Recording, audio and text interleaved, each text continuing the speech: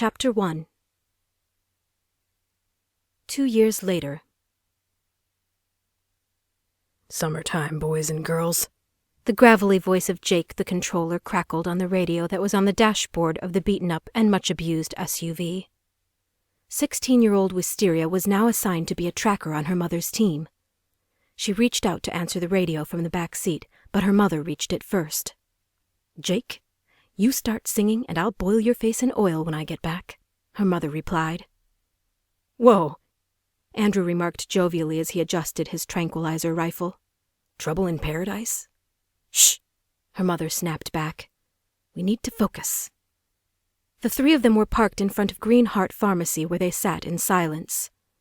Wisteria watched through the iron mesh that used to be the rear window. As a tracker, she monitored the number of biters around the Isle of Smythe. The epidemiologists and other scientists on the island told the trackers where to look and tried to predict the biters' movements. Usually they were wrong, but the trackers were still able to collect valuable information about the biters and monitor their activity level. The hope was that one day, perhaps far into the future, people could start living on Norton again. Today she was tasked with photographing any infected. For some reason, the doctors on the Isle of Smythe needed them. Things were quiet today. They hadn't seen a soul, living or dead, in Norton.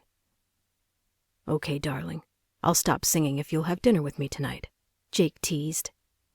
Wisteria knew Jake said this to wind her mother up, and it always worked. "Give me the damn radio," her mother demanded from Andrew. "Jake?" Andrew spoke into the radio as he continued to scan his side of the street. "Laura says she'd love nothing more than to go out with you," Andrew snickered. Being on the outside terrified Wisteria, and she couldn't laugh. Their weapons wouldn't provide enough protection if a lot of biters swarmed. She learned to keep cool, but how Andrew found the levity to joke amazed her. She guessed it was because of his 12 years in the army. They heard a crash. "Shh!" Her mother shut off the radio. "The back, Wisteria, watch the back." They all crouched lower in the SUV. Wisteria focused her attention on the area behind them. Her trained gaze steadily centered through the caged rear window. The blood in her body rushed to her head as she braced herself. She double-checked that her rifle and sword were by her side. There was another crash, and a dog ran past. "A dog," Andrew muttered. "Wait," Wisteria whispered. A woman emerged from an alley behind the vehicle, dressed in filthy rags, her hair caked with dirt.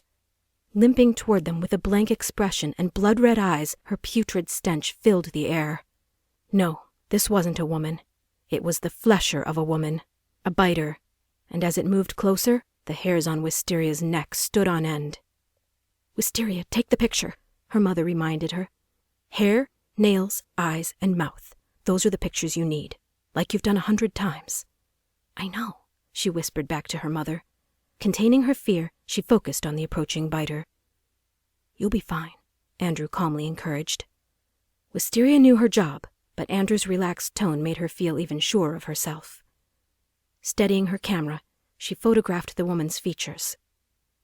"Do you have it?" Her mother started the car. "Andrew, check it." "I have it, Mom." Wisteria tossed the camera and collected the rifle next to her. "Don't even think about it."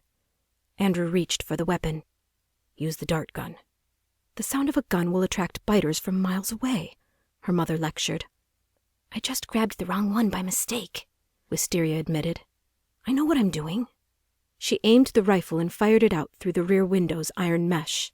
Instead of bullets, a cyanide dart shot out, hitting the biter in the head. The flesher marched defiantly forward, refusing to fall, but then collapsed. "Right." Her mother maneuvered the vehicle out of the parking lot. "Focus on the left side, Wisteria. You don't need to worry about the back now that we're moving. I'm checking the mirror." Wisteria sighed heavily. She was already watching the left side and didn't need to be reminded. She began to question her decision to be a tracker for the 3rd time that day. "We haven't seen any biters here for 6 months, and now we've had 2 sightings in 3 days, she said, oblivious to Wisteria's frustration. It could be a problem. "Laura, it's only the 2nd sighting in 6 months. Andrew added. "It's actually a good sign." They sped through Norton, moving past empty playgrounds, backyards, and abandoned vehicles. This was once home to 15,000 people, but now it was derelict. Only trackers from the Isle of Smythe and the occasional refugees passed through the town, and the biters. A long drive later, they came to a narrow bridge. At the foot of the bridge was an iron gate covered in barbed wire. Andrew radioed to Jake, and less than a minute later, the gate opened. They drove across a barbed wire bridge while under the hardened gaze of armed guards. Suddenly, Wisteria felt safe. At the end of the bridge was a massive wall. Squinting, she could make out several soldiers on top, watching them with their weapons trained on them. After waiting for several minutes, the gigantic gates of the inner wall opened and revealed a dingy granite mining town that was the Isle of Smythe. They drove past the rows of run-down houses, navigating over potholes. The so-called road was lined with the skeletons of rusted cars. Even before Nero, the Isle of Smythe was this way, according to Rebecca, who had lived on the island for 15 years. She said Smythe was a dump then, and it was an even bigger dump now. As usual, there were very few people outside. Wisteria counted 4. They parked at the front of an old bank. This was the trackers' station where most of their ammunition and supplies were stored. The entire structure was now covered in sheets of metal, and a fence was erected around the parking lot. "You need to try and not get so tense out there," Andrew advised as Wisteria got out of the SUV. "You know what you're doing." "Andrew, I was calm." She looked over at her mother, hoping she wasn't listening. But her mother was already gone, probably updating someone about the trip. The gun thing was a stupid mistake. "We're lucky there wasn't a swarm." "I'll work on it." She started to leave. "Wait," Andrew called. "You did good, though." "Yeah, whatever," she muttered. On every trip over the last months, something always went wrong. "Seriously, you're better at this than most." He smiled down at her. "No one got hurt. That's a success to me." Andrew was such a nice guy. If she'd been a lot older, and if he wasn't Major Elliot Coles's only friend, she might have stood a chance with him. "I've got homework, and you've got a debriefing with Major Coles." At his smile and friendly encouragement, she suddenly became self-conscious. Turning away, she strolled out of the gate and made her way along the muddy road. She jumped around the massive potholes that were now filled with black water from the morning rain. "Watch where you're going!"